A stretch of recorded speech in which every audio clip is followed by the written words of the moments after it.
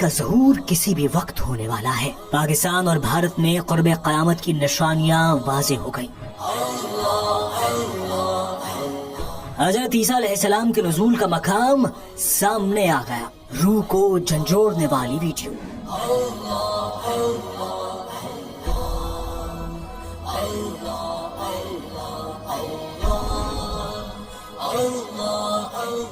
روز قیامت سے پہلے بتائی گئی نشانیاں پاکستان اور بھارت میں کیوں ظہور پذیر ہوں گی؟ حضرت آدم علیہ السلام کے زمین پر ظہور کے بعد یہ سوال اٹھنے لگے تھے کہ قیامت کب آئے گی۔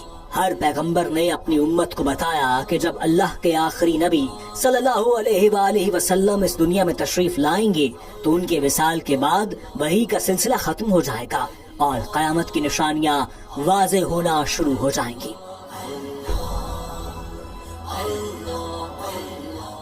اس حوالے سے آخری نبی صلی اللہ علیہ وآلہ وسلم کے بعد امت کو قیامت کا انتظار رہنے لگا۔ نبی آخر الزماں، خراسان کی وادی، غزوہ ہند کے حوالے سے کئی اشارے دیے گئے ہیں۔ اب قیامت کا وقت کتنا قریب ہے اس کا جائزہ لینے سے پہلے ایک حدیث مبارکہ کو سن لیتے ہیں۔ احادیث مبارکہ کے مطابق اللہ کے محبوب صلی اللہ علیہ وآلہ وسلم نے صحابہ کرام کو بیان فرمایا کہ قیامت اور میرے درمیان اتنا فاصلہ رہ گیا ہے جتنا ہاتھ کی 2 انگلیوں کے درمیان ہے، اور آپ نے فرمایا کہ قیامت اس وقت تک قائم نہیں ہوگی جب تک عرب میں اہل بیت میں سے کسی کی حکومت قائم نہ ہو۔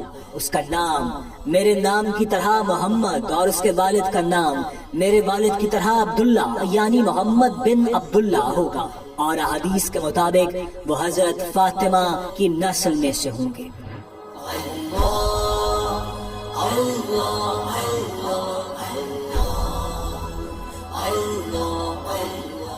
اس کا مطلب یہ ہے کہ آخری نبی صلی اللہ علیہ وآلہ وسلم کے بعد قرب قیامت کی سب سے بڑی اور واضح نشانی امام مہدی علیہ السلام کا ظہور ہوگا، جس کے بارے میں حدیث میں واضح اشارے ملتے ہیں۔ حدیث کے حوالوں کے مطابق نبی پاک صلی اللہ علیہ وآلہ وسلم کا فرمان ہے کہ امام مہدی علیہ السلام کی مدد کے لیے خراسان سے سیاہ علم والے لشکر چلیں گے اور انہیں کوئی نہیں روک سکے گا۔ یہ خراسان کا علاقہ افغانستان، پاکستان اور ایران کے کچھ حصوں پر مشتمل ہے، جبکہ وادی ہند اور سندھ کا ذکر بھی اسلامی تاریخ میں ہے، جہاں غزوہ ہند کے اشارے دیے گئے ہیں۔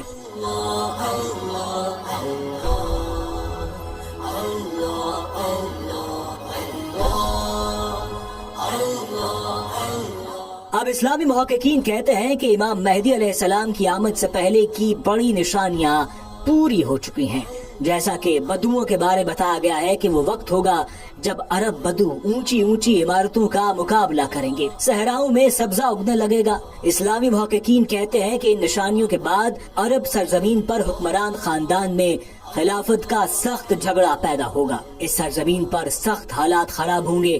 ایسے میں امام مہدی علیہ السلام خاموشی سے مدینہ سے نکل کر مکہ آ جائیں گے۔ وہ اپنے آپ کو گمنام رکھنا چاہیں گے، لیکن اللہ کی رضا سے کچھ ممالک سے جید علماء انہیں تلاش کرنے کے لیے نکلیں گے اور انہیں مسجد الحرام میں رکن یمانی اور مقام ابراہیم کے درمیان پائیں گے، ان کے ہاتھ پہ بیعت کریں گے اور ان کا ساتھ دینے کا وعدہ کریں گے۔ اسی دوران آسمان سے بڑا معجزہ نازل ہوگا، ایک غائبی آواز میں ان کے خلیفہ ہونے کی تصدیق کی جائے گی اور یہ آواز دنیا بھر میں سنی جائے گی۔ ایمان والے سجدے میں گر جائیں گے۔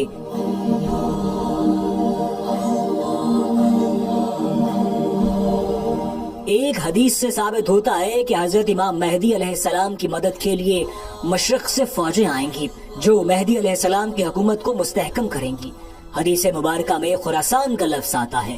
خراسان سے سیاہ علم چلیں گے اور انہیں کوئی نہیں روک سکے گا، یہاں تک کہ وہ یروشلم پر جا کر قابض ہو جائیں گے۔ معروف اسلامی اسکالر ڈاکٹر اسرار احمد کہتے ہیں کہ آپ صلی اللہ علیہ وآلہ وسلم کے زمانے میں اس پورے علاقے کو سندھ و ہند کہتے تھے۔ اس دور میں جو خراسان تھا اس میں افغانستان کا 2/3 حصہ، تھوڑا حصہ ایران کا، پاکستان کا کچھ علاقہ جہاں اب مالاکنڈ ڈویژن ہے وہ خراسان میں شامل تھا۔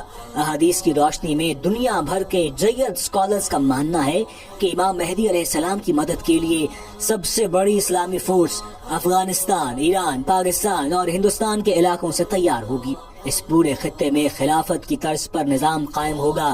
اس حوالے سے یہ تصدیق کی جاتی ہے کہ اس خطے میں احادیث کی روشنی میں کئی نشانیاں واضح ہو رہی ہیں۔ گزشتہ 20 سال میں بھارت میں جتنی تعداد میں غیر مسلموں نے اسلام قبول کیا ہے، اتنی بڑی تعداد میں کسی اور غیر مسلم ملک میں ایسا نہیں ہوا۔